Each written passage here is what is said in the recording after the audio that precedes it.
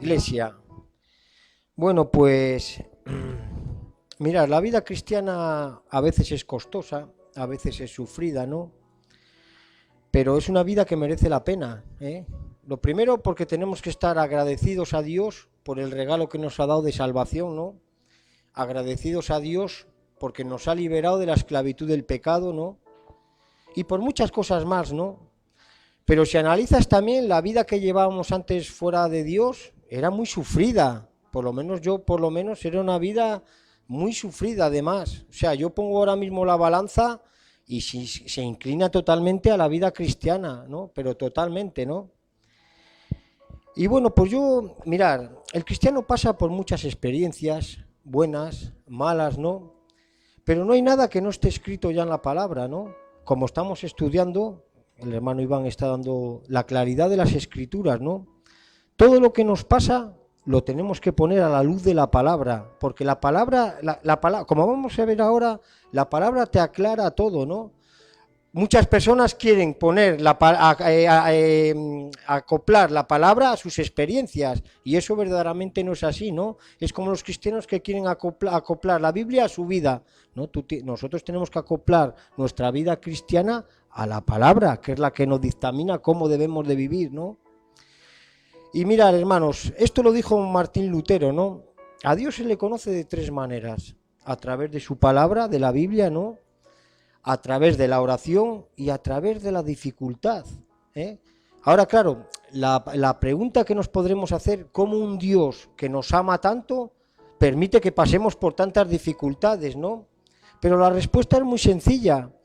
Si los cristianos no pasáramos por dificultades, habría un momento que nos creeríamos autosuficientes. O sea, no dependeríamos de Dios. ¿Para qué quiero yo a Dios si yo por mis fuerzas puedo, ¿no? Por lo tanto, cuando uno pasa por dificultades, te crea más dependencia de Dios, ¿no? Otra cosa que es, ¿cuándo afloran las cosas de tu naturaleza vieja, del viejo hombre? Cuando tú pasas por dificultades, porque cuando estás bien es muy fácil decir gloria a Dios. Cuando tú te va todo bien es muy difícil que te enojes. Cuando te va todo bien es muy difícil que critiques a la gente, que mientas, que toda esa serie de cosas, ¿no? ¿Cuándo aflora eso? Cuando uno lo está pasando mal, ¿eh? Cuando uno lo está pasando mal es más fácil enojarte, es más fácil criticar, le hacemos una radiografía rápido a la gente porque estamos mal. Y eso lo aprovecha también el Satanás, ¿no? Entonces, yo lo que quería compartiros hoy de una manera sencilla es: el cristiano pasa por pruebas y por tentaciones, ¿no? Pero porque Dios lo permite, ¿eh? Por ejemplo, ¿qué diferencia hay entre las pruebas y las tentaciones, no? Las pruebas es Dios el que nos prueba, ¿no? Como vamos a ver ahora. Y las tentaciones vienen de Satanás, las tentaciones exteriores vienen de Satanás, que es el tentador. Y luego tenemos las tentaciones interiores, que es de nuestro pecado, que las produce nuestra propia concupiscencia, ¿no? Entonces, vamos a empezar un poco con las pruebas, ¿no? ¿Por qué Dios nos prueba, no? Pues es muy fácil. La Biblia habla de que somos discípulos, ¿no? La palabra discípulo es aprendiz. Estudiantes somos de la palabra, ¿no? Un estudiante, por ejemplo, ahora no hay ningún joven hoy, pero los estudiantes cada 2 meses estudian, ¿no? El profesor les enseña y ellos permanecen callados, ¿no? Pero cada 2 meses tienen los exámenes a ver lo que están aprendiendo, ¿no? Entonces es cuando el profesor calla y ellos ponen en práctica lo que han aprendido, ¿no? ¿Qué es lo que pasa cuando nosotros estamos siendo probados por Dios, ¿eh? Dios está ahí en silencio, ¿eh? Está observando lo que sus aprendices han aprendido, ¿no? Por eso muchas veces, cuando estamos pasando por malos momentos, parece como que Dios no está. Dios está ahí, simplemente está en silencio, observando lo que hemos aprendido, ¿no? Mirar, la Biblia habla claramente de que nuestra fe va a ser probada como el oro, ¿no? ¿El oro qué simboliza el oro? El oro es pureza, ¿no? Cuando nuestra fe es probada, lo que Dios quiere es que nuestra fe sea perfeccionada y sea más pura, ¿no? Para que no sea yo el que hable, vamos a Proverbios 17:3. Jorge. Dice: el crisol para la plata y la hornaza para el oro, pero Jehová prueba los corazones. Jehová prueba los corazones, a ver de qué estamos hechos, a ver verdaderamente lo que estamos aprendiendo y cómo nuestra fe está creciendo, ¿no? Claramente, ¿no? Ahora vamos a ver, vamos, Jorge, a Santiago 1:2. Fijaos lo que dice la Biblia. Vamos, Jorgito. Hermanos míos, tened por sumo gozo cuando os halléis en diversas pruebas. Fijaos lo que nos dice el Señor, que estemos contentos, a pesar de pasar dificultades, que encima estemos contentos. ¿Pero por qué lo dice? Porque vamos a aprender. Cuando lo pasemos mal va a ser para aprender. En Romanos, ¿qué dice la palabra de Dios en Romanos? Al cristiano todas las cosas le vienen a bien. Aunque tú lo veas muy negro, aunque tú lo veas muy... es para nuestro bien, totalmente, para que crezcamos y para que aprendamos, ¿no? Jorge, primera de Pedro 1:7. He puesto versículos así porque la Biblia habla claramente sobre esto, ¿no? Dice, para que sometida a prueba vuestra fe, mucho más preciosa que el oro, el cual aunque sea perecedero, se prueba con fuego, sea hallada en alabanza, gloria y honra cuando sea manifestado Jesucristo. La Biblia hace referencia al oro, ¿no? El oro, mira, el oro cuando le extraen de la mina, el oro trae muchos metales adheridos, ¿no? Hierro, bueno, unos cuantos metales, ¿no? El oro es metido al horno para que el oro sea purificado y todos esos metales que están adheridos al oro se desprendan y quede verdaderamente el oro, ¿no? Pues muchas veces nosotros somos metidos en ese horno del sufrimiento, de la aflicción. ¿Para qué? Para que todo ese pecado, todas esas cosas que nos estorban, se desprendan, ¿no? Y quede la pureza de la fe, verdaderamente. Por eso habla claramente, ¿no? Mira, si os fijáis, cuando tú te miras en un espejo por las mañanas, que es el espejo de la palabra de Dios, ves tu imagen nítida, ¿no? Pero ¿qué imagen ves? Ves la imagen de un pecador. Yo cuando me veo todas las mañanas en el espejo, ¿qué veo? A un pecador. Pero si tú, por ejemplo, esa lámina de espejo la pones de oro, ¿qué ves? Ves una imagen no nítida, porque el oro no te refleja una imagen nítida, ¿no? Y a medida que tú vas puliendo el oro, vas viendo una imagen mejor, pero nunca llegas a ver una imagen nítida. ¿Por qué? Porque empiezas a ver, cuando nosotros somos probados por el horno de fuego y Dios nos va puliendo poco a poco, vas viendo una imagen cada vez más nítida, pero de la imagen de Cristo, que es lo que refleja el oro. Cada vez que tú te ves, es la imagen de Cristo. Nunca vas a ver una imagen clara en el oro, pero es que nunca vamos a tener esa imagen perfecta de Cristo en nuestra vida hasta que no estemos con Él. Va a ser un proceso de pulido. Tú el oro, cada vez que le vas puliendo, puliendo y puliendo, vas viendo más nítida tu imagen, pero nunca perfecta, como un espejo. Esa es la diferencia, ¿no? De verte en la Biblia, que ves al pecador, a verte en una imagen de oro, ¿no? De como dice la Biblia, ¿no? Es que la Biblia hace mucha referencia al oro, ¿no? Porque el oro refleja poder, lo primero, ¿no? En el Antiguo Testamento, poder, pero el oro refleja y significa pureza, ¿no? Por eso aquí claramente lo habla, ¿no? Mirad, esto solo lo voy a mencionar, ¿no? El ejemplo más claro que habla la Biblia de prueba es a Abraham. Fijaos lo que le pidió a Abraham, a sacrificar a su hijo, a hacer un holocausto con su hijo, ¿eh? Y Abraham fue a obedecer. Cuando fue ya a ofrecer sacrificio por él, vino un ángel y dijo, no, detente, porque verdaderamente Dios vio la fe de ese hombre, ¿no? De Abraham, ¿no? Y verdaderamente Abraham ya había obedecido en su corazón, por eso Dios no lo permitió, porque vio verdaderamente que Abraham había obedecido, había respondido con fe, ¿no? A ti te lo perdonamos todo, Marcos.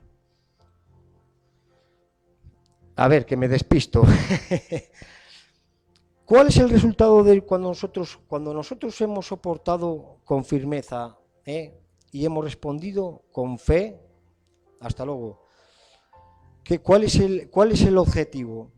Pues mira, en primera de Timoteo 2:15, Jorge.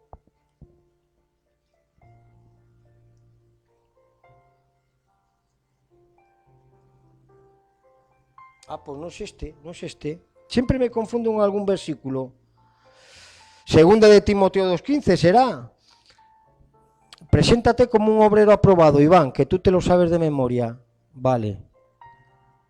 Segunda de Timoteo 2:15. Vale. Procura con diligencia presentarte a Dios aprobado. Eso es lo que pasa cuando verdaderamente nosotros pasamos con fe la prueba. Procura con diligencia presentarte a Dios aprobado como obrero que no tiene de qué avergonzarse, que usa bien la palabra de Dios. En otra versión dice que usa con precisión la palabra de Dios. Cuando tú usas con precisión la palabra de Dios y tú estás pasando por la prueba, la palabra te dice: confía en mí, que yo te sostengo.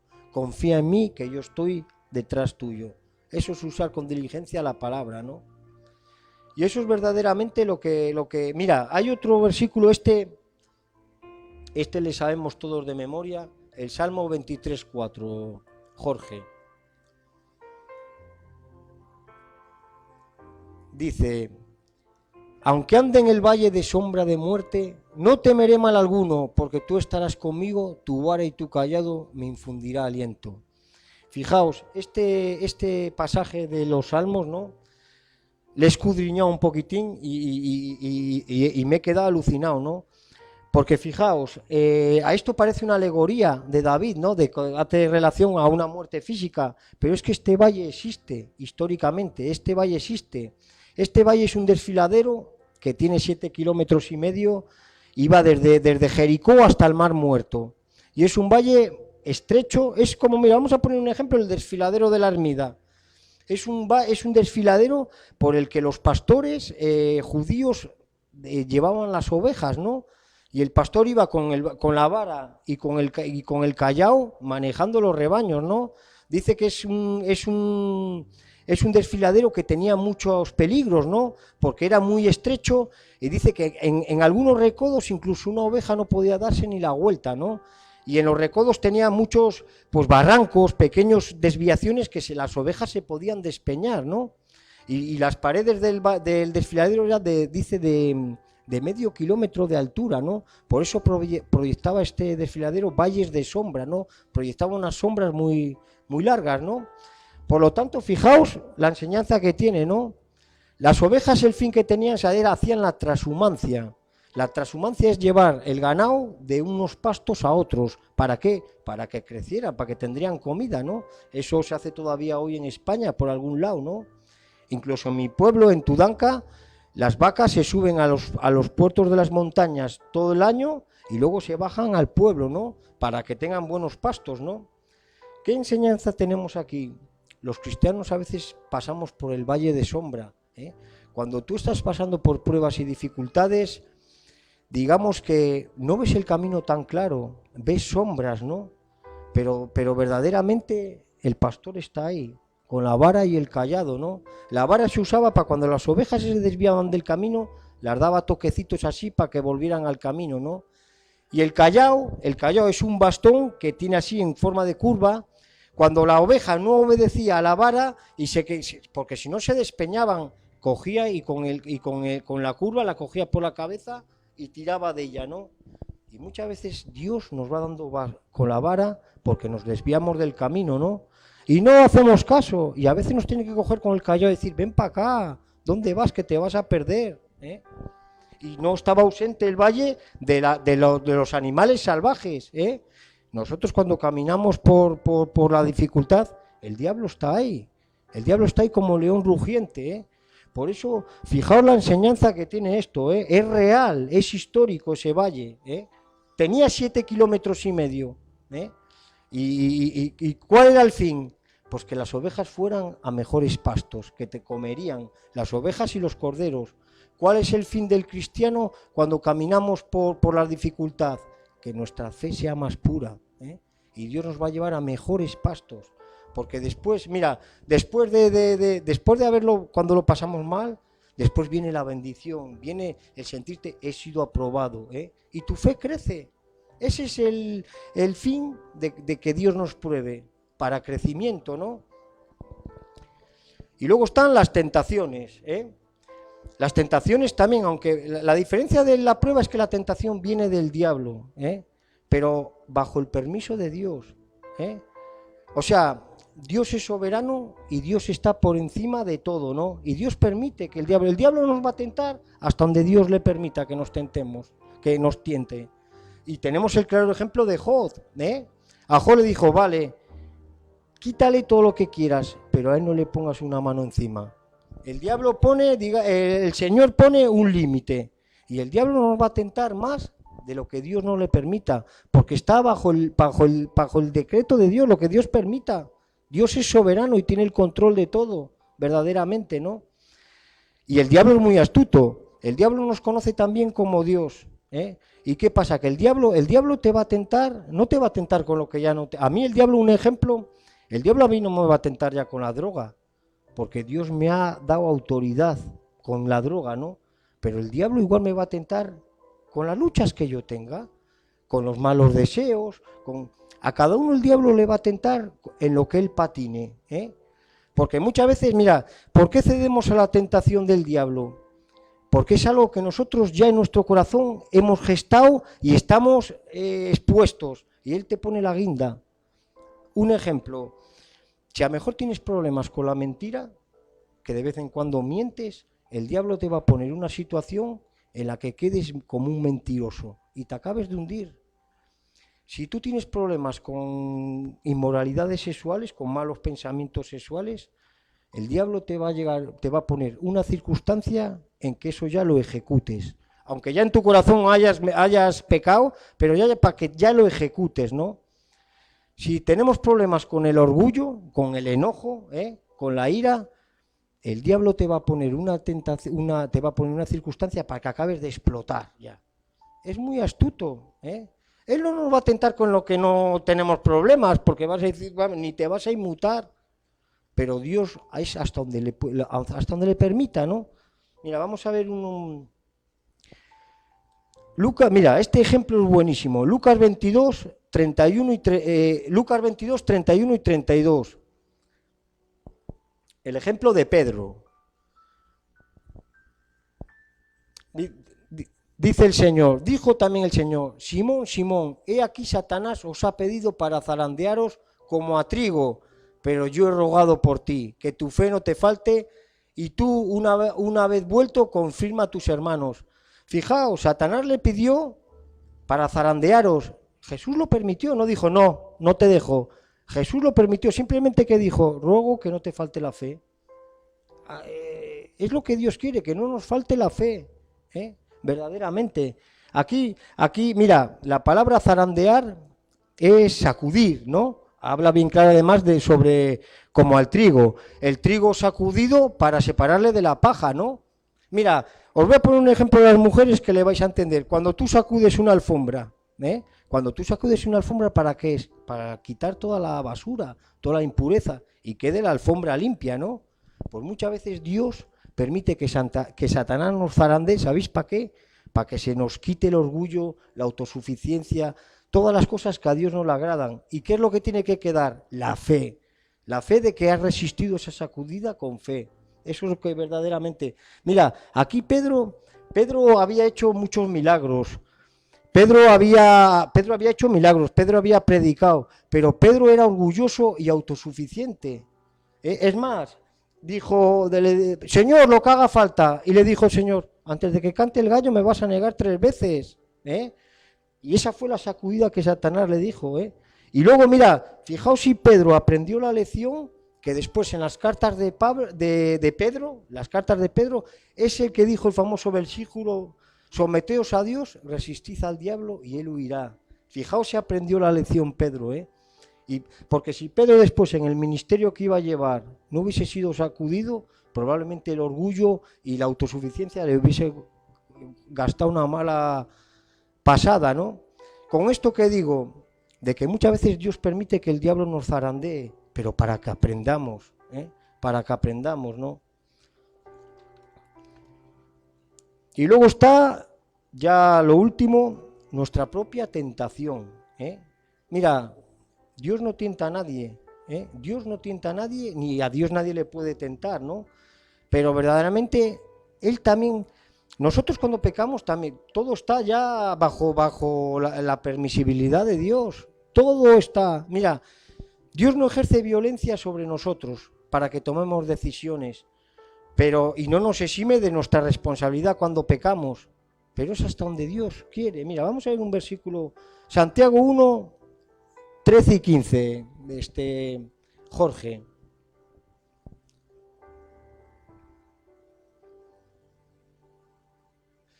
Cuando alguno es tentado, no diga que es tentado de parte de Dios, porque Dios no puede ser tentado por el mal, ni Él tienta a nadie, sino que cada uno es tentado cuando de su propia concupiscencia es atraído y seducido. Entonces la concupiscencia, después que ha concebido, da a luz al pecado, y el pecado, siendo consumado, da a luz a la muerte. Mira, cuando hablamos de que Dios permite, no estamos hablando de que podemos vivir una vida alocada fuera del control soberano de Dios, pero eso no quiere decir que nos exima de nuestra responsabilidad. De hecho, nosotros cuando pecamos hay consecuencias. Cuando nosotros pecamos estamos mal. El pecado puede ser temporal, puede ser permanente, nunca definitivo, gracias a Dios, ¿no? Pero tenemos responsabilidades. Pero Dios lo permite, y vamos a ver ahora un versículo que lo vamos a ver claro, ¿no? En 1 Corintios 10, 13, Jorge, no hay nada que se escape de la soberanía de Dios. Dios no es autor del pecado, pero lo permite y se usa de él, así de claro. No os ha sobrevenido ninguna tentación que no sea humana, pero fiel es Dios, que no os dejará ser tentados más de lo que podáis resistir, sino que dará también, juntamente con la tentación, la salida para que podáis soportar. O sea, fíjate, cuando dice, no os dejará ser tentados, Él está permitiendo, pero hasta un punto, como hizo con Job, y le dijo al diablo, puedes hacer lo que quieras, pero hasta aquí. Y Dios, por cada tentación, nos va a dar la salida. ¿Cuál es la salida? Por las armas de la gracia, orar y leer la palabra. Eso es la salida que Dios nos da, y en algunos casos incluso ayunar, cuando hay situaciones que requieren un poquitín más de esfuerzo, como ayunar. Hay espíritus que solo salen con ayuno y oración, y es así verdaderamente, ¿no? Mirad, la Biblia dice que la carne es débil, ¿no? Cuando la Biblia dice que la carne es débil, es una alerta para que oremos, no es una excusa para que pequemos, claramente, ¿no? Por eso dice claramente, orar para que no entréis en tentación. O sea, Él nos da la salida, que es esa, ¿no? En Mateo 26, 41, Jorge.